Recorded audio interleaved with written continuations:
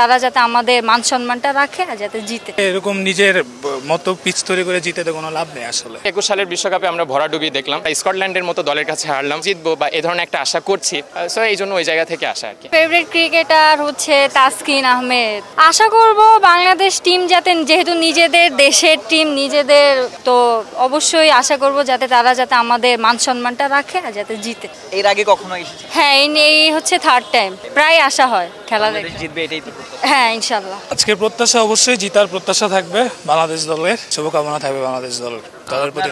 Home advantage পুরাটাই, এখানে আর কিছু নেই, পুরাটাই বোলিং পিচ, এটা অনেকে বলতেছে ধানক্ষেত পিচ। তো এই আশা থাকবে ইনশাল্লাহ আজকে ভালোভাবে জিতার জন্য। অনেকে বলছে ধানক্ষেত পিচ আছে, হোম অ্যাডভান্টেজ নেওয়াটা আপনি কিভাবে দেখেন? অনেকে তো অনেক বেশি অবশ্যই হোম অ্যাডভান্টেজ তো নিতে হবে যেহেতু দেশের মধ্যে খেলা চলতেছে, বাট এটা বাংলাদেশ বেশি নিচ্ছে। মানে বোলিং পিচ করে তো কোনো লাভ নাই। আমরা যেটা এশিয়া কাপে দেখে আসলাম, বাংলাদেশের ব্যাটিং ভরা ডুবে। তো আলটিমেটলি এরকম জিতে, এরকম নিজের মতো পিচ তৈরি করে জিতে তো কোনো লাভ নেই আসলে। যে তাদের ওই জিতে বাংলাদেশ হয়তো আজকে জিতলে 9 নম্বরে চলে আসবে, তো আশা করি জিতবে ইনশাল্লাহ। আসলে বাংলাদেশের সবাই আমার প্রিয় ক্রিকেটার, তবে আমি মাশরাফিকে অনেক মিস করি। মাশরাফি আমার প্রিয় ক্রিকেটার ছিল, তারপরে মুশফিক ভাই অনেক প্রিয় ক্রিকেটার ছিল। রিশাদ হাসান তো গত ম্যাচে সেই খেলছে, আজকেও তার কাছে প্রত্যাশা থাকবে আগের মতো খেলা দেওয়ার জন্য ইনশাল্লাহ। দেখেন, এই উইকেটে বাংলাদেশ হয়তো এই সিরিজে ভালো করবে, এই সিরিজে আপনি ভালো করতে পারবেন, কিন্তু লং রানে আপনি ভালো ফলাফল আশা করতে পারেন না। কারণ দেখেন, 27 সালের বিশ্বকাপ অনুষ্ঠিত হবে দক্ষিণ আফ্রিকা, সহ আয়োজক আছে জিম্বাবুয়ে এবং নামিবিয়া।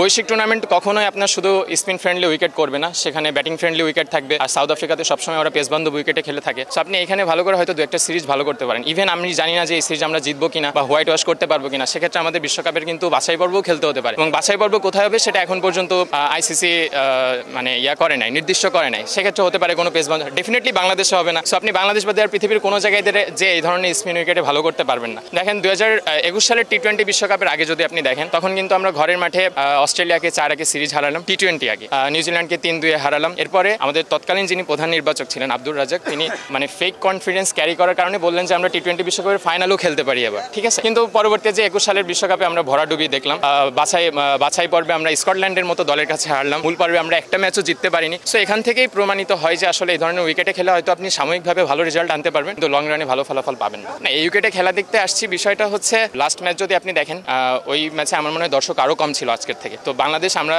ক্রিকেট প্রেমী, আমরা ইমোশনাল জাতি, ঠিক আছে। সো ওই জায়গা থেকে গত ম্যাচ যেহেতু জিতেছে, আমরা সবাই এই আশায় এসেছি যে না, এই ধরনের স্পিন ফ্রেন্ডলি উইকেটে আমরা হয়তো আজকে আবার জিতবো। সো যেহেতু জিতবো বা এ ধরনের একটা আশা করছি, সো এই জন্য ওই জায়গা থেকে আসা আর কি। বাংলাদেশ জিতুক, এটাই আমরা চাচ্ছি। বাংলাদেশ ঘরের মাঠে সিরিজ জয়লাভ করুক, এটাই আমরা চাচ্ছি। তারপরও আর একটা বিষয় হচ্ছে ওয়েদারের কারণে, আপনি ভাই যেমনটা বলছিল দর্শক শূন্য, ওয়েদারের কারণে কিছুটা দর্শক শূন্য মনে হচ্ছে। তবে আস্তে আস্তে দর্শক আশা করি মিরপুরে আসবে, যারা খেলাপ্রেমী মানুষ আছে তারা অবশ্যই আসবে। আজ স্পিন পিচ যেহেতু নাসুম আহমেদ যোগ হয়েছে, আশা করি ভালো করবে ইনশাল্লাহ।